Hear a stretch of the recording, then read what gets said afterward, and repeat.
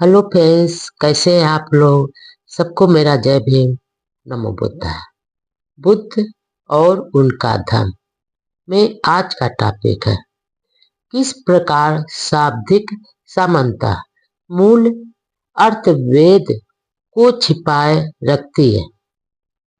पुनर्जन्म प्रारंभिक मृत्यु के बाद क्या होता है। नंबर है, यह प्रश्न प्रायः पूछा जाता है कि मरने के बाद क्या होता है। नंबर 2, बुद्ध के समकालीन आचार्यों के दो अलग तरह के मत थे। एक वर्ग आत्मवादी या शाश्वतवादी कहलाता था, दूसरा उच्छेदवादी कहलाता था। नंबर 3, जो शाश्वतवादी था उसका कहना था कि आत्मा का मरण नहीं होता, इसलिए जीवन शाश्वत है। पुनर्जन्म द्वारा उसका नवीनीकरण होता रहता है।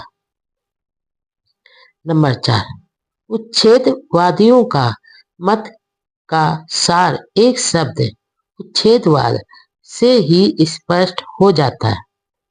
उच्छेदवाद का अर्थ है कि मृत्यु विनाश ही प्रत्येक वस्तु का अंत है।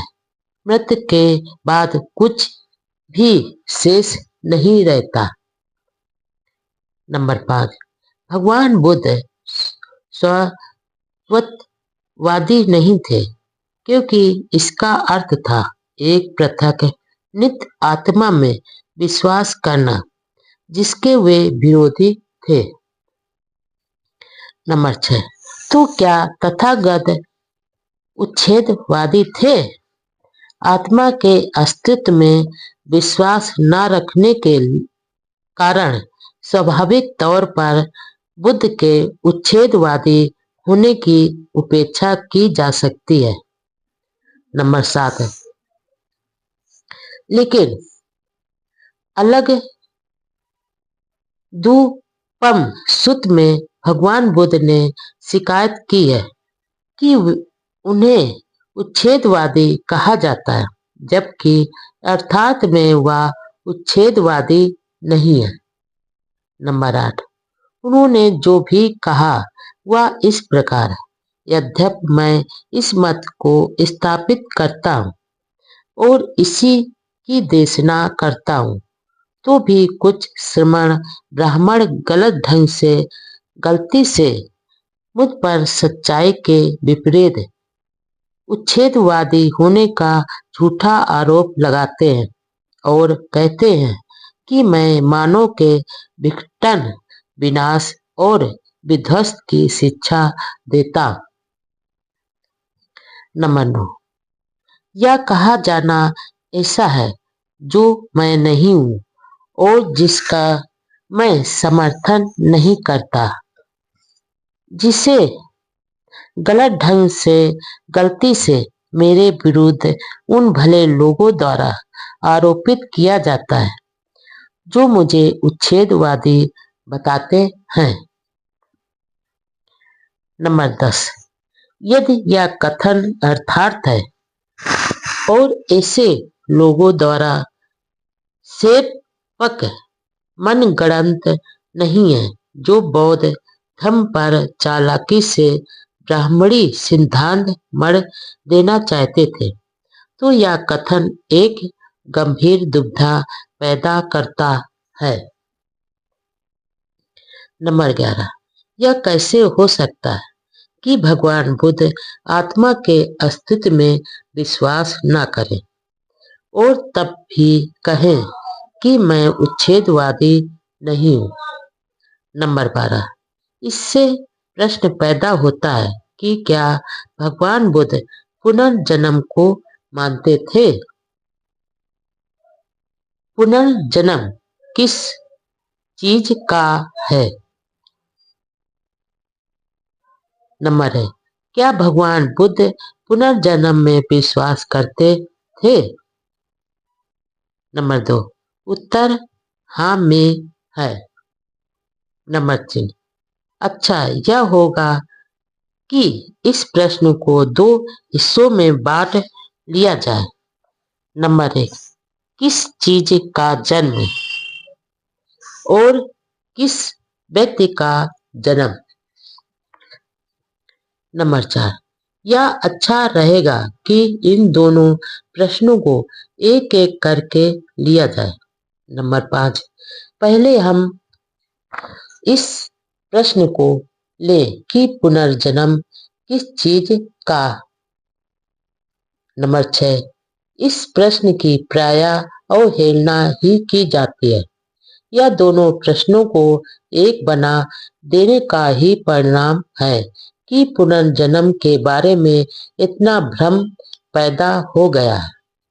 नंबर 7, भगवान बुद्ध के अनुसार अस्तित्व के 4 भौतिक पदार्थ हैं, 4 महाभूत हैं जिनसे शरीर बनता है।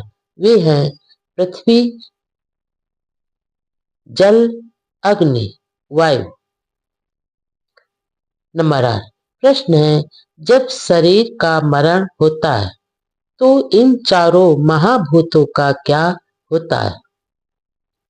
क्या वे भी शरीर के साथ मर जाते हैं?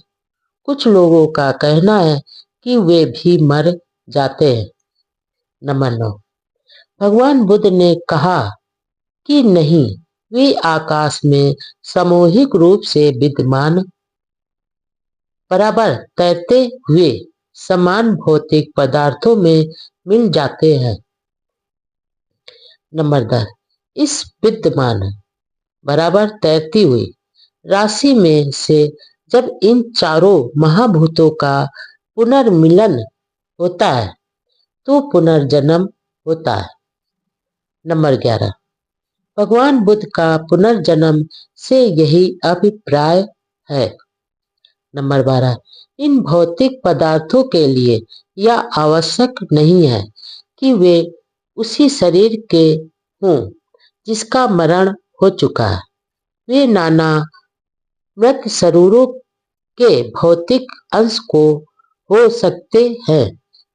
नंबर 13, यही बात ध्यान देने योग्य है कि शरीर का मरण हो जाता है लेकिन भौतिक पदार्थ बने रहते हैं।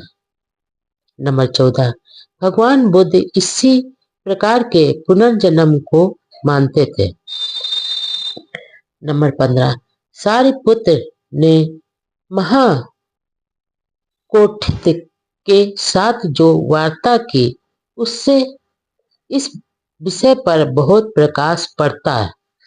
नंबर 16, ऐसा कहा जाता है कि एक समय जब भगवान बुद्ध श्रावस्ती में अनाथ पिंडक के जेतवन राम में विहार कर रहे थे तो महाकोटित ध्यान कर चुकने पर सारिपुत्र के पास गए और उनसे कुछ ऐसे प्रश्नों को स्पष्ट कर देने की प्रार्थना की जो उन्हें परेशान कर रहे थे। नंबर 17, उन प्रश्नों में एक यह था। नंबर 18, प्रथम ध्यान की प्राप्ति होने पर कितने संयोजनों का प्रहरण यानी ध्यान होता है और कितने को यह बनाए रखता है। नंबर 17, उन प्रश्नों में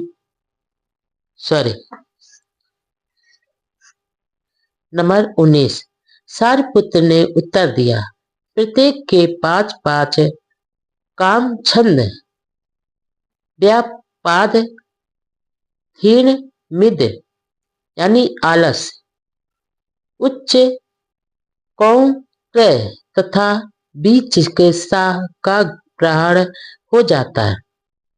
वितरक विचार, प्रीति, सुख तथा एकाग्रता शेष रहते हैं। नंबर 20, महाकोटित ने पूछा, रूप, शब्द, गंध, रस और स्पर्श इन 5 इंद्रियां वेदनाओं को ले, प्रत्येक का विषय पृथक है, क्षेत्र पृथक है, प्रत्येक की क्रिया एक दूसरी इंद्रिय से पृथक पृथक है और स्पष्ट रूप से परस्पर पृथक है। इनका अंतत आधार क्या है? कौन है जो पांचों इंद्रियों के विषयों और क्षेत्रों का उपयोग करता है? नंबर 21। सारपुत्र ने उत्तर दिया, मन। नंबर 22। महाकोठित, ये पांचों इंद्रियां किस पर निर्भर करती है? नंबर 23। सारपुत्र, चेतना बराबर जीवित इंद्रिय पर। नंबर 24। महाकोठित चेतना किस पर निर्भर करती है? नंबर 25। सारपुत्र, उसरता पर।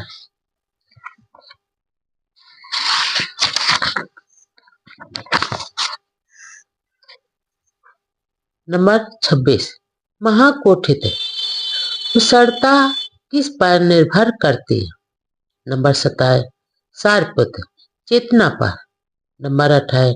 महाकोठित, आप कहते हैं कि चेतना उसरता पर निर्भर करती है और उसरता चेतना पर निर्भर करती है। इसका संक्षेप में क्या अर्थ समझा जाए? नंबर 29। सारपुत्र ने उत्तर दिया, एक उदाहरण द्वारा समझाता हूँ। जैसे प्रदीप के प्रकाश से प्रदीप की लौ प्रकट होती है और प्रदीप की लौ से प्रदीप का प्रकाश प्रकट होता है, उसी प्रकार चेतना उसरता पर निर्भर करती है और उसरता चेतना पर निर्भर करती है। नंबर 30। महाकोठित ने पूछा, ऐसी कितनी चीजें हैं जिनसे मुक्त होने पर शरीर मरा हुआ समझकर सूखे काठ की तरह फेंक दिया जाता है? नंबर 1। सारपुत्र ने उत्तर दिया, जीवित इंद्रिय, उसरता और विज्ञान। नंबर 32। महाकोठित ने प्रश्न किया, मृत देह में और उस ध्यानी भिक्षु में स्नेह, संज्ञा और वेदना का निरोध कर रखा है, क्या अंतर है? नंबर 33। सारपुत्र ने समझाया, मृत देह में न केवल शरीर, वाणी और मन की क्रिया शांत हो जाती, बल्कि चेतना यानी जीवित इंद्रिय भी नहीं रहती, उसरता भी नहीं रहती तथा इंद्रियों का भी मूलोच्छेद हो जाता है, जबकि ध्यानी भिक्षु की चेतना बनी रहती है, उसरता बनी रहती है तथा इंद्रियों की चेतना भी बनी रहती है। यद्यपि श्वास प्रश्वास बंद हो जाता है, इंद्रियों की वितर्क, विचार, संज्ञा, क्रियाएं शांत हो जाती हैं। नंबर 34। सभ्यता या मृत्यु या उच्छेद की सर्वाधिक श्रेष्ठ तथा सर्वाधिक संपूर्ण व्याख्या है? नंबर 35। इस सम्मान में केवल एक कड़ी की कमी है। महाकोठित को सारपुत्र से यह प्रश्न करना चाहिए था कि उसरता से क्या अभिप्राय है? नंबर 36। सारपुत्र ने क्या उत्तर दिया होता, इसकी कल्पना कर पाना आसान नहीं है, लेकिन इसमें कोई संदेह नहीं कि उसरता का अभिप्राय ऊर्जा अथवा शक्ति से है। नंबर 37।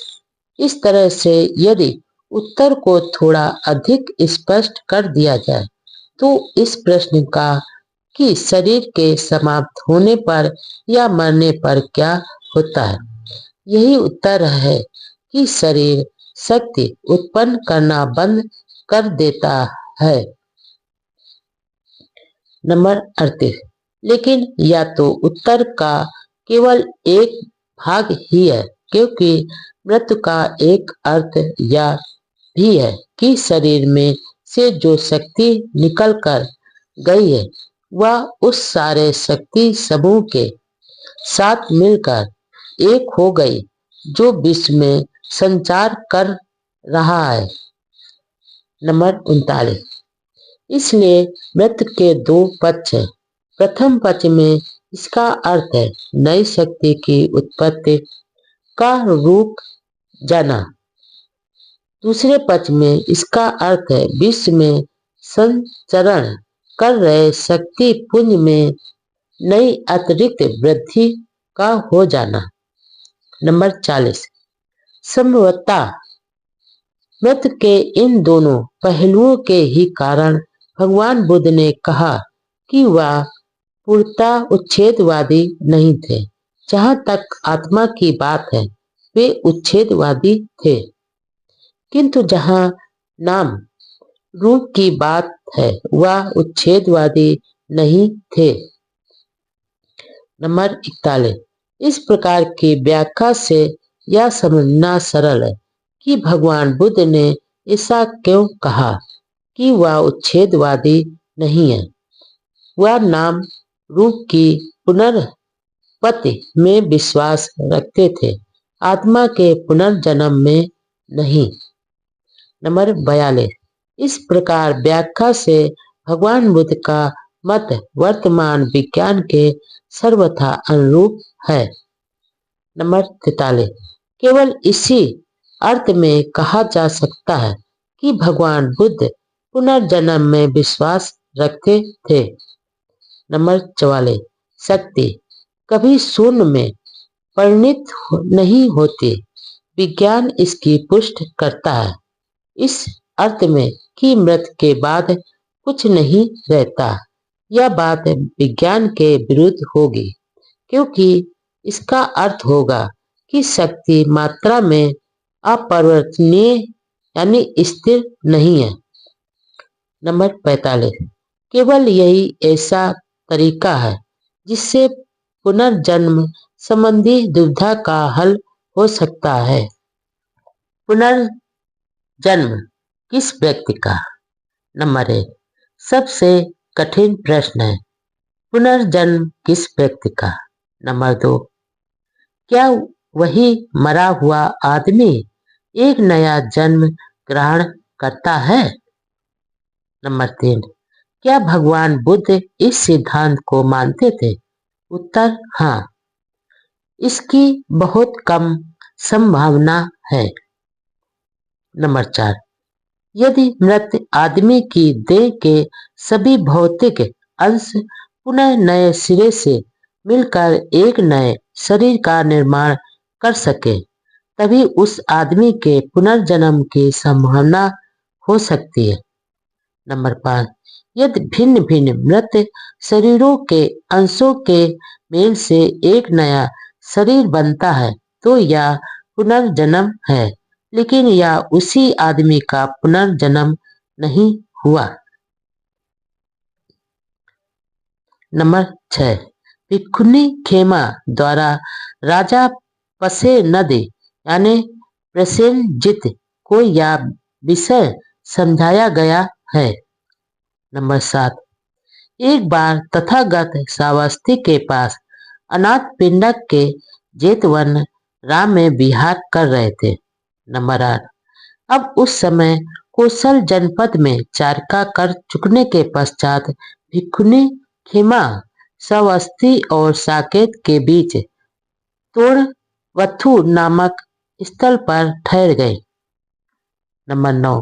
उस समय कौशल राज पसेनदे साकेत से श्रावस्ती की ओर जा रहे थे।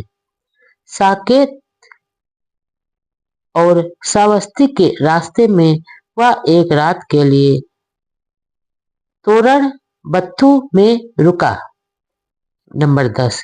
कौशल राज पसेनद ने एक आदमी को बुलाकर कहा, अरे भले आदमी, किसी श्रमण अथवा ब्राह्मण का पता लगा जिसे हम आज के दिन संगत यानी वार्ता कर सके। नंबर 11। उस आदमी ने उत्तर दिया, महाराज बहुत अच्छा, वह सारे तोरण बथु में घूमा, किंतु उसे एक भी श्रमण ब्राह्मण ऐसा नहीं मिला जिससे महाराज वार्ता कर सके। नंबर 12।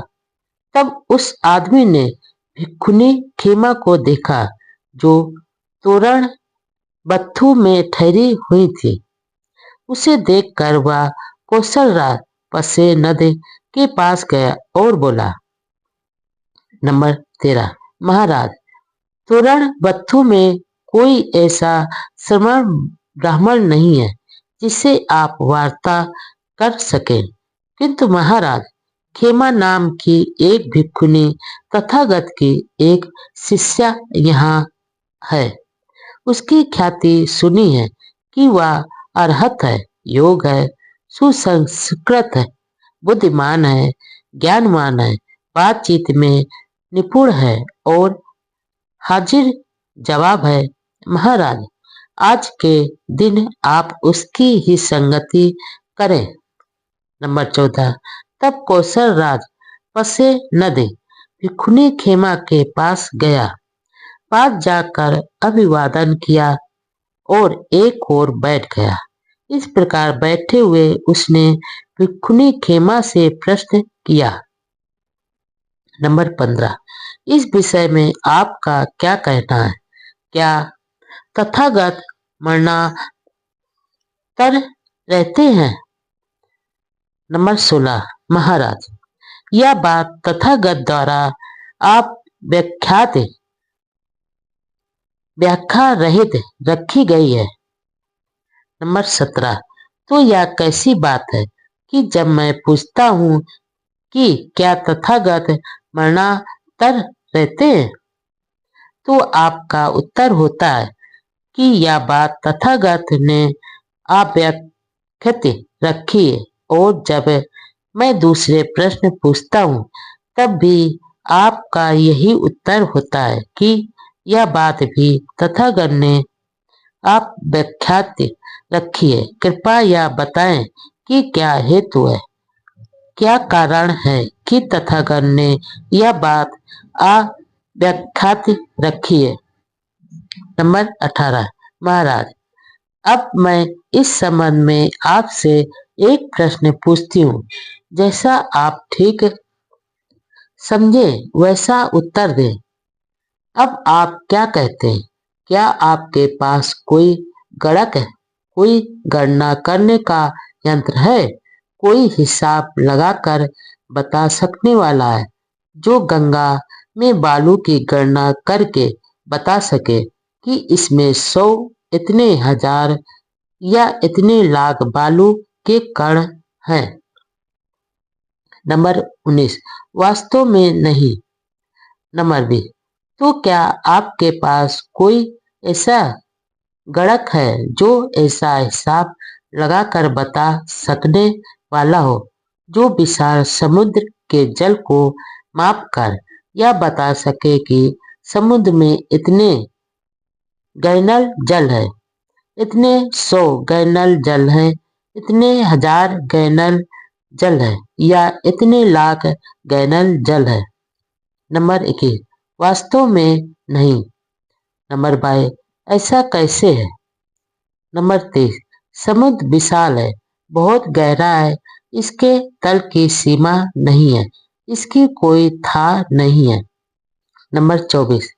इसी प्रकार महाराज, यदि कोई तथागत के रूप शारीरिक आकृति से तथागत को मापना चाहे, परिभाषित करना चाहे, तो तथागत का वह रूप परिवर्त है, वह जड़ मूल से कट चुका है, वह कटे ताड़ वृक्ष की तरह हो गया है, वह अभाव पर्याप्त हो गया है और स्वभाव ऐसा हो गया है कि भविष्य में उसकी पुनर्पत्ति नहीं होगी।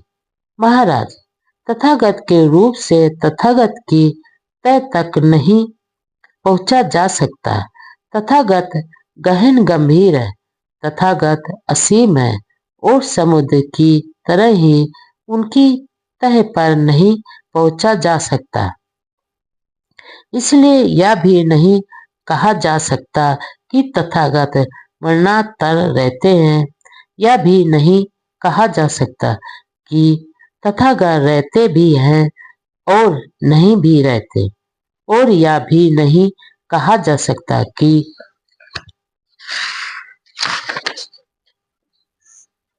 मरणांतरान तथागत ना ही रहते हैं और ना ही नहीं रहते हैं।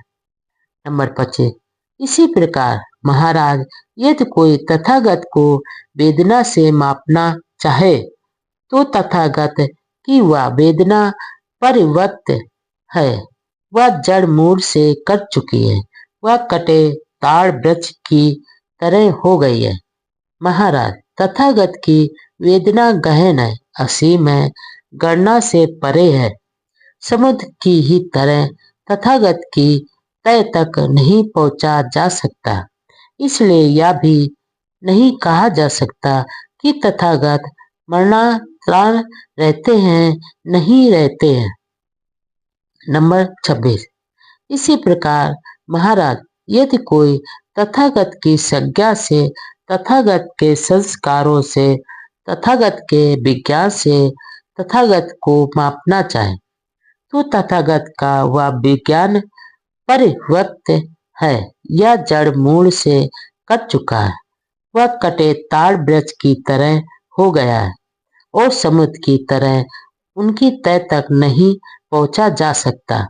इसलिए यह भी नहीं कहा जा सकता कि तथागत मरणांतर रहते हैं, नहीं रहते हैं। नंबर 27। तब राजा पसे नदी भिखुनी खेमा के शब्दों से प्रसन्न हुए, आनंदित हुए। वह अपने स्थान से उठे, उनका अभिवादन किया और चले गए। नंबर 28। अब एक और अवसर पर राजा पसेनंद तथागत के दर्शनार्थ गए। पास पहुंचकर अभिवादन किया और एक और बैठ गए। इस प्रकार बैठे हुए उन्होंने तथागत से निवेदन किया। नंबर 29। भगवान, कृपया बताएं कि क्या तथागत मरणांतर रहते हैं। नंबर 30। महाराज, मैंने इस बात को अव्यक्त रखा है। नंबर 31। भगवान, तो क्या तथागत मरणांतर नहीं रहते हैं। नंबर 32। महाराज, यह भी मैंने अव्यक्त रखा है। नंबर 33। तब राजा ने ऐसे ही दूसरे प्रश्न पूछे और सभी का ऐसा ही उत्तर मिला। नंबर 34। भगवान, यह कैसे है? जब मैं पूछता हूँ कि क्या तथागत मरणांतर रहते हैं तो आपका उत्तर होता है कि यह बात तथागत द्वारा अव्यक्त है, और जब मैं यह पूछता हूँ कि क्या तथागत मरणांतर नहीं रहते तो भी आपका उत्तर है कि यह बात तथागत द्वारा अव्यक्त है। भगवान, कृपया यह बताएं कि क्या हेतु है, क्या कारण है कि यह बात भी तथागत ने अव्यक्त रखी है। नंबर 35। तो महाराज, मैं आपसे यह प्रश्न पूछता हूँ, जैसा आप ठीक समझे वैसा उत्तर देना। क्या आपके पास कोई गणक है, कोई गणना करने का यंत्र है, कोई हिसाब लगाकर बता सकने वाला है जो गंगा में बालू की गणना करके बता सके कि इसमें इतने 100, इतने 1000 व इतने लाख बालू के कण हैं। नंबर 36। अद्भुत है गौतम, अद्भुत है सुगत। यह कितने बड़े आश्चर्य की बात है कि सहजता और श्राविका के उत्तर में न अर्थ की दृष्टि से न व्यंजन की दृष्टि से कहीं कुछ भी अंतर नहीं है। एकदम समान उत्तर है, एकदम मेल खाता हुआ उत्तर है। श्रेष्ठता में एक भी शब्द असंगत नहीं है।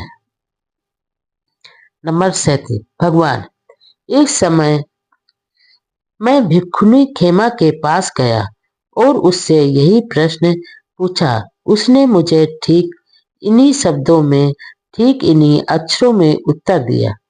अद्भुत है गौतम, अद्भुत है सुगत। यह कितने बड़े आश्चर्य की बात है कि शास्ता और श्राविका के उत्तर में कहीं कुछ भी अंतर नहीं, ना अर्थ की दृष्टि से और ना व्यंजन की दृष्टि से। एकदम समान उत्तर है, एकदम मेल खाता हुआ उत्तर है। शिष्टता में एक भी शब्द असंगत नहीं है। नंबर 38। अच्छा भगवान, अब आज्ञा दे, हम व्यस्त लोग हैं, हमें बहुत कार्य है। नंबर 39। महाराज, आप जिसका भी समय समझे वही करें। नंबर 40। तब कौशल राज पसे नदी तथागत के वचनों से प्रसन्न हुआ, आनंदित हुआ और उसने उन वचनों का स्वागत किया। वह अपने स्थान से उठा और तथागत को अभिवादन करके चला गया। क्या बौद्धों का कर्म का सिद्धांत ब्राह्मणी कर्म के सिद्धांत के समान ही है? इन दोनों में रात दिन का अंतर है। नंबर 1। बुद्ध के धम्म का कोई भी दूसरा ऐसा सिद्धांत नहीं है जिसने इतनी भ्रांति पैदा की हो जितनी इस कर्म के सिद्धांत ने। नंबर 2। बुद्ध के धम्म इस कर्म का क्या स्थान है और इसका वास्तविक महत्व क्या है, यह पहले ही बताया जा चुका है। नंबर 3। अनभिज्ञ हिंदू नासमझी के ही कारण केवल शब्दों की समानता की तुलना करके कहते हैं कि बौद्ध धर्म वही है जो ब्राह्मणवाद अथवा हिंदू धर्म है, अर्थात बौद्ध धर्म व हिंदू धर्म एक ही है। नंबर 4। ब्राह्मणों का शिक्षित और रूढ़वादी वर्ग भी यही कहता है। वे अनभिज्ञ जनता को जानबूझकर भ्रमित करते हैं और पथ भ्रष्ट करते हैं। नंबर 5। शिक्षित ब्राह्मण भली प्रकार जानते हैं कि बुद्ध का कर्म का सिद्धांत ब्राह्मणी कर्म के सिद्धांत से सर्वथा भिन्न है।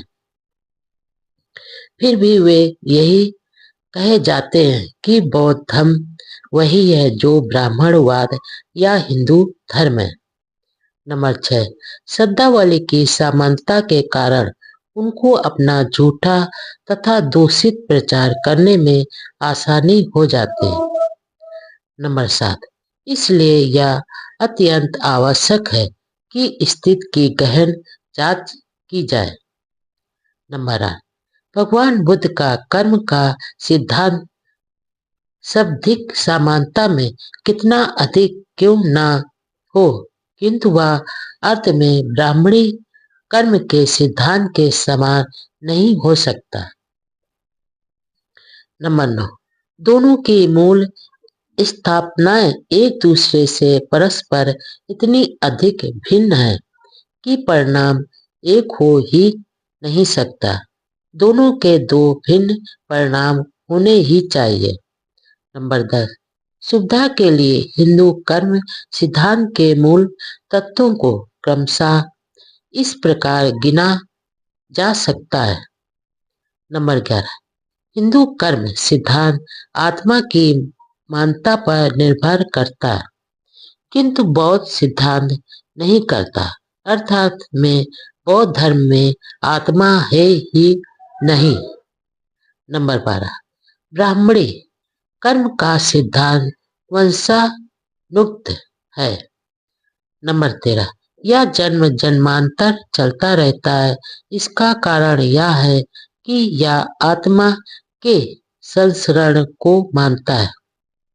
नंबर 14, बौद्ध धर्म के कर्म सिद्धांत के बारे में यह बात सत्य नहीं है।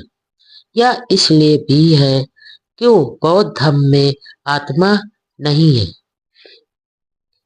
नंबर 15, हिंदू कर्म सिद्धांत आत्मा के अस्तित्व पर आधारित है, जो शरीर से पृथक मानी जाती है।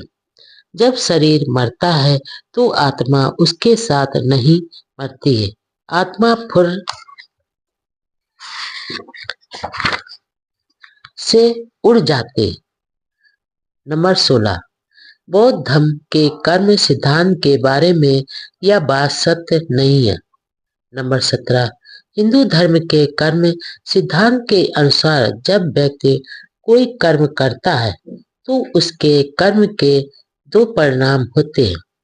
एक तो कर्म करने वाला प्रभावित होता है, दूसरे उस कर्म का उसकी आत्मा पर प्रभाव पड़ता है। नंबर 18, वह जो भी कर्म करता है उसका आत्मा पर प्रभाव पड़ता है। नंबर 19, जब व्यक्ति मरता है और आत्मा उसका शरीर छोड़कर निकल भागती है तो आत्मा उन संस्कारों से संस्कृत रहती है। नंबर 20, यह संस्कार ही है जो उसके भावी जन्म और स्थिति का निर्धारित करते हैं। नंबर 21, हिंदू आत्मवाद बौद्ध आत्मवाद में कुछ भी मेल नहीं है। नंबर 22, इन कारणों से बौद्ध धर्म का कर्म सिद्धांत और हिंदू धर्म का कर्म सिद्धांत ना एक जैसा है और ना एक जैसा हो सकता है। नंबर 23, इसलिए बौद्ध धर्म के कर्म सिद्धांत और ब्राह्मणी कर्म सिद्धांत को एक ही बताना एकदम मूर्खता है। नंबर 24, अधिक से अधिक यही कहा जा सकता है कि इस धोखेबाजी से सावधान रहो। क्या बुद्ध यह मानते थे कि पूर्व कर्म का भविष्य के जन्म पर प्रभाव पड़ता है? सर्वप्रथम बुद्ध ने ही कहा था, जैसा बोगे वैसा काटोगे। नंबर 1, भगवान बुद्ध ने कर्म के सिद्धांत का प्रतिपादन किया था। सर्वप्रथम उन्होंने ही कहा था, जैसा बोगे वैसा काटोगे। नंबर 2, उन्होंने कर्म के सिद्धांत पर इतना अधिक जोर दिया कि उनका मानना था कि यदि कर्म के सिद्धांत को दृढ़तापूर्वक न माना जाए तो नैतिक अनुशासन हो ही नहीं सकता।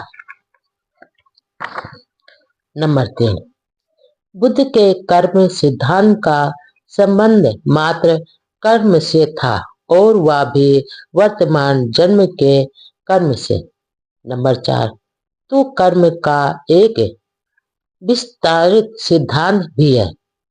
इसके अनुसार कर्म में पूर्व जन्म अथवा पूर्व जन्मों में किए गए कर्म भी शामिल है।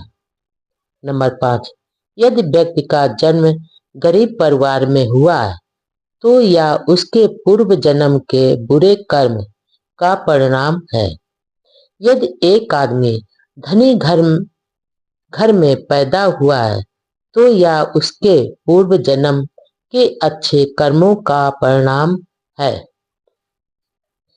नंबर 6, यदि किसी व्यक्ति में कोई जन्मजात दोष है तो उसका कारण उसके पूर्व जन्म का बुरा कर्म है।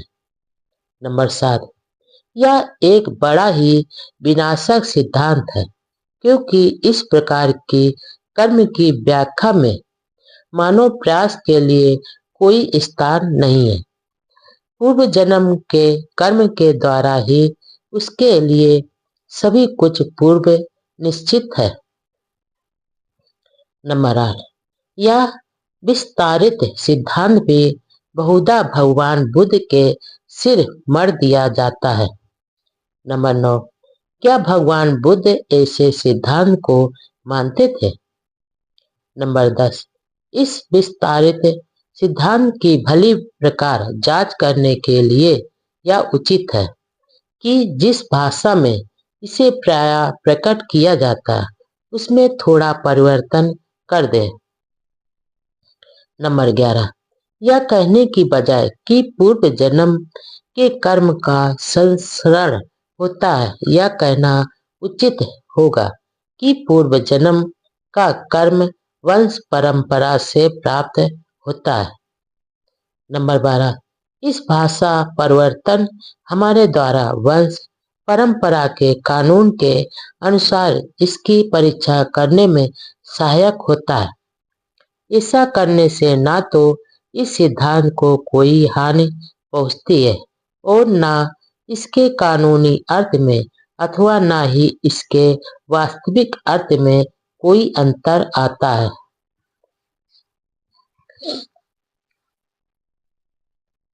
नंबर 13, इस कथन से ऐसे प्रश्नों का पूछा जाना संभव हो जाता है जो कदाचित अन्यथा नहीं पूछे जा सकते थे और जिनका बिना उत्तर दिए बिना बात स्पष्ट नहीं होती। नंबर 14, पहला प्रश्न यह है, पूर्व जन्म का कर्म वंशानुगत क्रम से कैसे प्राप्त होता है? उसकी क्या विधि है? नंबर 15, दूसरा प्रश्न है, वंशानुगत क्रम के हिसाब से पूर्व जन्म के उस कर्म की अपनी स्थिति क्या है? क्या यह वंशोगत क्रम से प्राप्त कोई लक्षण है अथवा स्वयं अर्जित किया गया कोई लक्षण है? नंबर 16, वंशागत क्रम से हमें अपने माता पिता से क्या प्राप्त होता है? नंबर 17, विज्ञान के अनुसार सोचे तो नए प्राणी का आरंभ उस समय से होता है जब वीर और रज का संयोग होता है। प्राणी की उत्पत्ति तभी होती है जब वीर कण रज कण में प्रवेश करता है। नंबर 18, हर मानव का आरंभ तभी होता है जब दो जीवित कण मिलकर एक होते हैं। माता का रज कण पिता के वीर कण से उर्वरक बनाया गया है। नंबर 19, इस विषय की चर्चा करने के लिए भगवान बुद्ध के पास जो यक्ष आया था उसने भगवान बुद्ध से कहा था कि आदमी का जन्म उत्पत्ति मूलक है।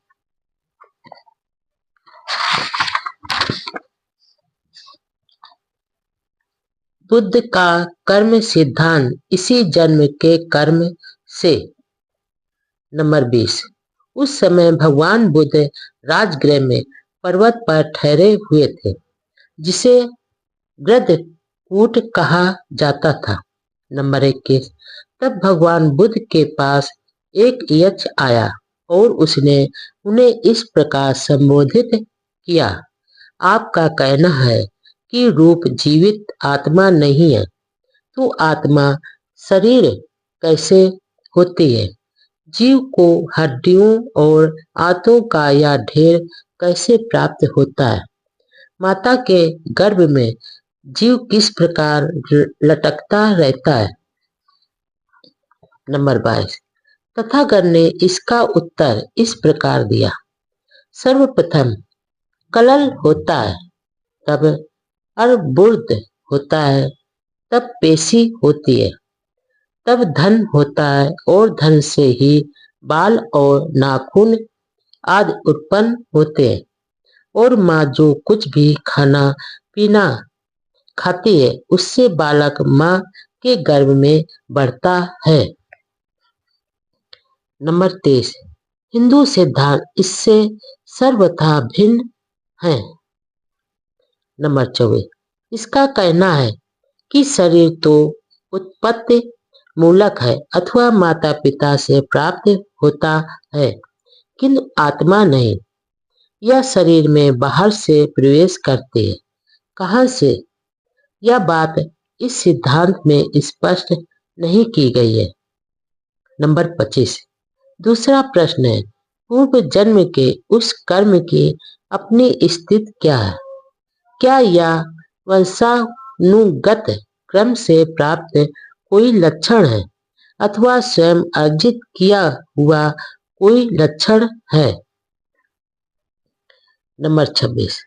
जब तक इस प्रश्न का उत्तर न मिले तब तक वंशानुक्रम के वैज्ञानिक सिद्धांत के अनुसार इसका परीक्षण नहीं हो सकता। नंबर 27। लेकिन यदि मान भी लिया जाए कि इस प्रश्न का एक या दूसरी तरह उत्तर संभव है, तो भी विज्ञान की सहायता से यह जान पाना कैसे संभव है कि यह बुद्धि संगत अथवा मूर्खतापूर्ण सिद्धांत है। नंबर 28। विज्ञान के अनुसार बालक वंश परंपरा से अपने माता पिता के गुण प्राप्त करता है। नंबर 29। हिंदू कर्म सिद्धांत के अनुसार एक बालक अपने माता पिता से शरीर के अतिरिक्त और कुछ नहीं प्राप्त करता। हिंदू कर्म सिद्धांत के अनुसार बालक का पूर्व कर्म उसका उत्तराधिकार है और वह उसे अपने द्वारा अपने लिए ही स्वयं प्राप्त करता है। नंबर 30। माता पिता उस बालक को कुछ नहीं देते, बालक ही सब कुछ साथ लेकर आता है। नंबर 31। इस तरह का सिद्धांत असंगत से कम कुछ नहीं है। नंबर 32।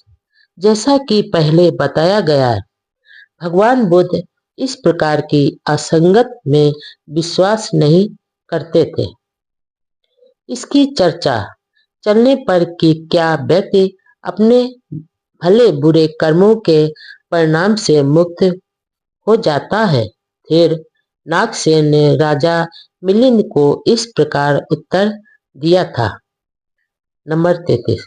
हाँ, यदि पुनर्पति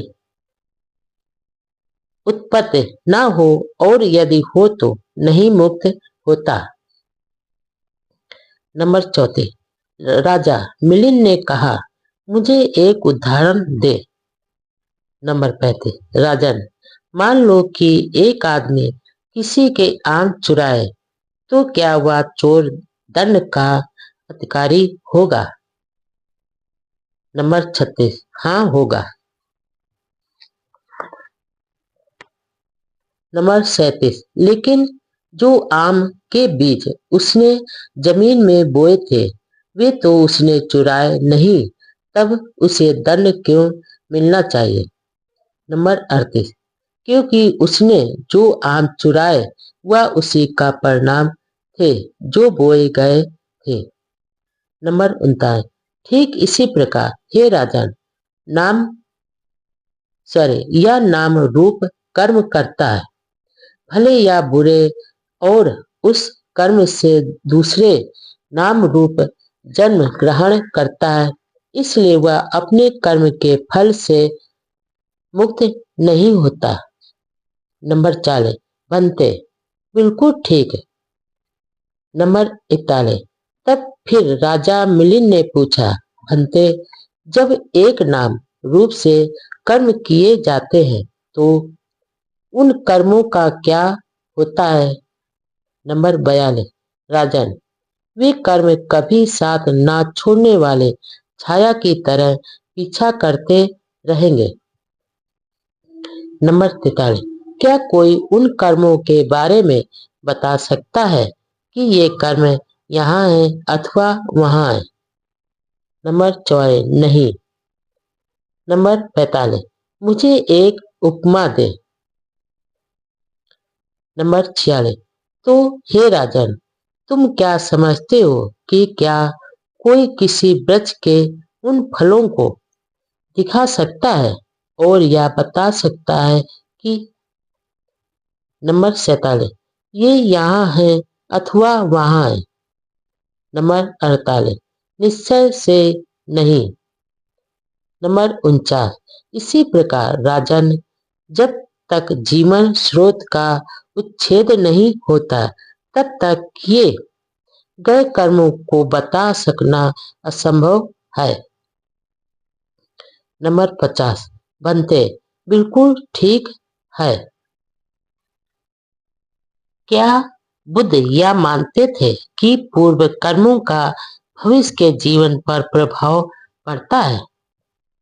बुद्ध ने कहा, पूर्व जन्म के कर्मों का वर्तमान जीवन पर असर नहीं। नंबर 1, इस प्रकार भगवान बुद्ध का पूर्व कर्म का सिद्धांत विज्ञान से बेमेल नहीं है।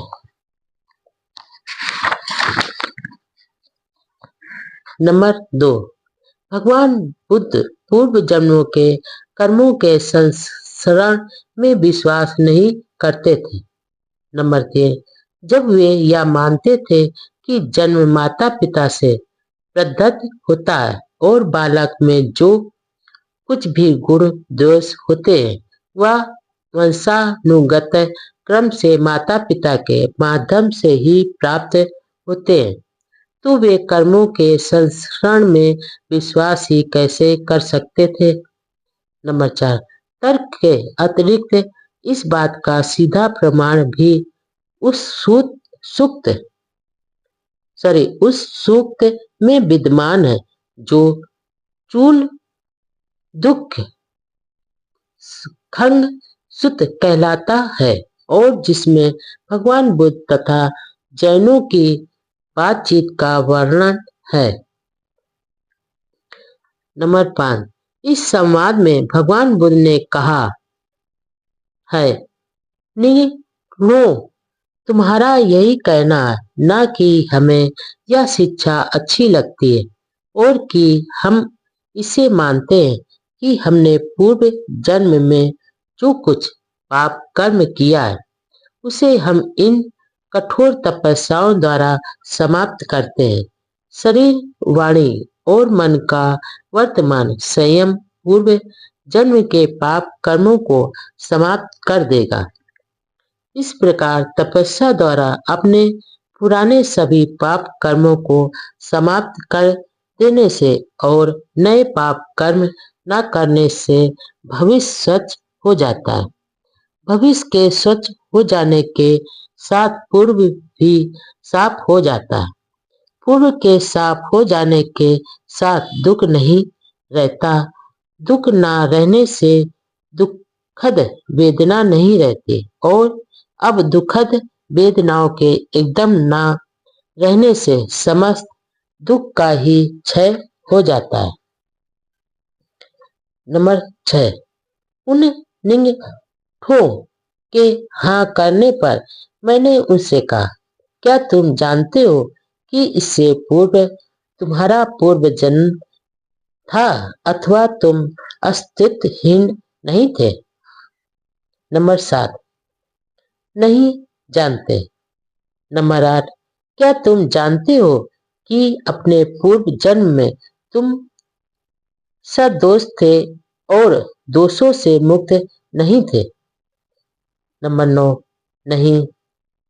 नंबर 10, क्या तुम जानते हो कि उस पूर्व जन्म में तुम इस या उस विशेष पाप कर्म के दोषी नहीं थे? नंबर 11, नहीं।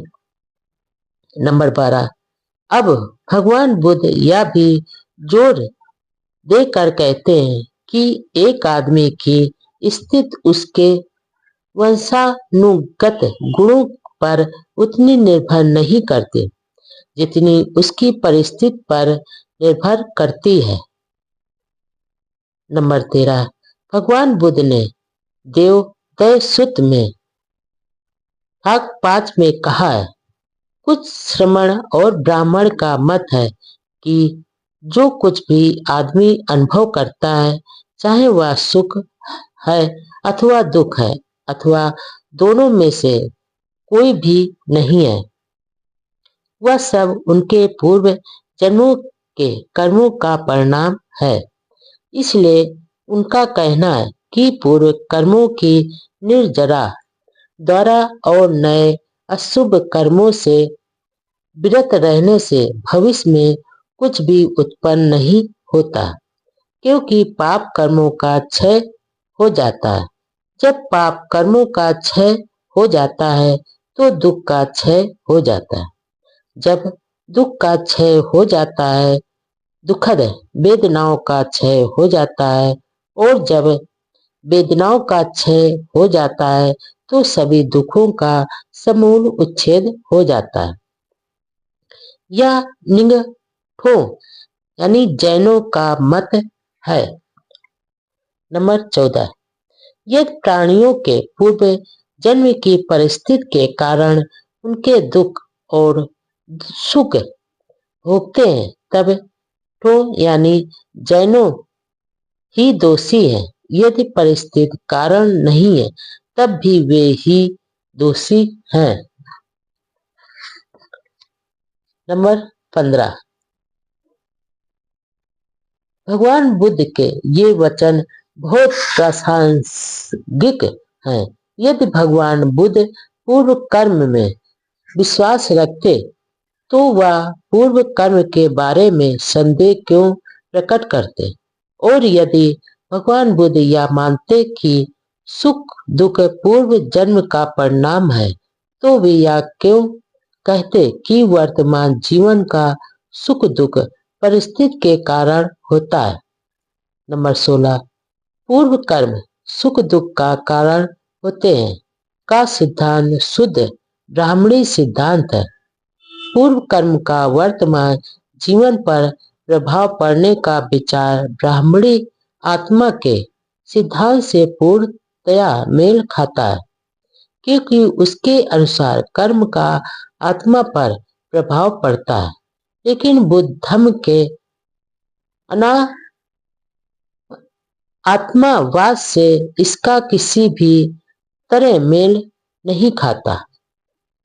नंबर 17, लगता है कि इसे बात के बौद्ध धर्म में उनके द्वारा जोड़ दिया गया है, जो बौद्ध धर्म को हिंदू धर्म के जैसा ही बनाना चाहते थे, या जो यह नहीं जानते थे कि बौद्ध सिद्धांत क्या है। नंबर 18, यह एक कारण है जिससे यह माना जाना चाहिए कि बुद्ध ने कभी ऐसे सिद्धांत की देशना नहीं की थी। नंबर 19, एक दूसरा और अधिक समान कारण भी है जिससे यह माना जाना चाहिए कि भगवान बुद्ध कभी भी ऐसे सिद्धांत की देशना नहीं करते थे। नंबर 20, भावी जन्म के संचालक के रूप में पूर्व जन्म को स्वीकार करने के हिंदू सिद्धांत का आधार अन्यायपूर्ण है। इस प्रकार के सिद्धांत का आविष्कार करने का आखिर क्या प्रयोजन रहा होगा। नंबर 21, इसका केवल एक ही उद्देश्य हो सकता है कि जिसके बारे में सोचा जा सकता है वह है राज अथवा समाज को गरीबों और पद दलितों की दयनीय दशा के प्रति जिम्मेदारी से सर्वथा मुक्त कर दिया जाना। नंबर 22, अन्यथा इस प्रकार के अमानवीय तथा असंगत सिद्धांत का कभी आविष्कार न होता।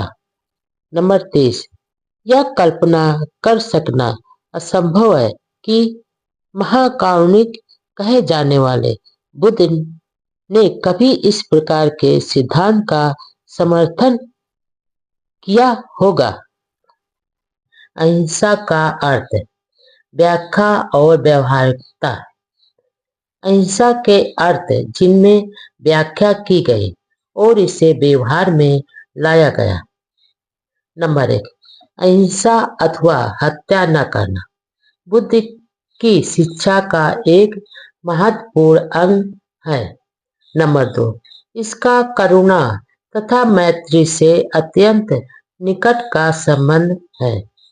नंबर 3, फिर भी प्रश्न उठाया गया है कि क्या भगवान बुद्ध की अहिंसा महत्ता में निर्वाद थी या केवल प्रासंगिक थी, अर्थात सापेक्ष थी या निरपेक्ष थी? क्या यह केवल एक सिद्धांत मात्र थी अथवा एक नियम थी? नंबर 4, जो लोग भगवान बुद्ध के उपदेशों को स्वीकार करते हैं वे अहिंसा को नैतिक बाध्यता में निर्वाद बंधन के रूप में स्वीकार करने में कठिनाई अनुभव करते हैं। उनका कहना है कि अहिंसा की ऐसी परिभाषा यानी अर्थ में बुराई के लिए अच्छाई का त्याग हो जाता है अथवा दुर्गुण के लिए सद्गुण का त्याग हो जाता है। नंबर 5, इस प्रश्न को स्पष्ट करने की जरूरत है। कोई अन्य ऐसा विषय नहीं है जिसमें इतना भ्रम पैदा होता हो जितना कि अहिंसा के विषय में। नंबर 6, बौद्ध देशों के लोगों ने अहिंसा को किस रूप में समझा है और किस प्रकार इसे व्यवहार में लाए हैं? नंबर 7, यह एक महत्वपूर्ण प्रश्न है जिस पर अवश्य विचार किया जाना चाहिए। नंबर 8, सिंहल देश श्रीलंका के भिक्षु स्वयं लड़े और उन्होंने लोगों को विदेशी आक्रमणकारियों के विरुद्ध लड़ने को भी कहा।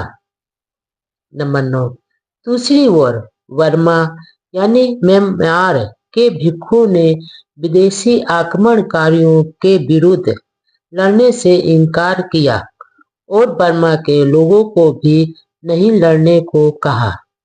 नंबर 10, बर्मा के लोग अंडा खा लेते हैं लेकिन मछली नहीं। नंबर 11, अहिंसा इसी प्रकार समझी जाती है और व्यवहार में लाई जाती है।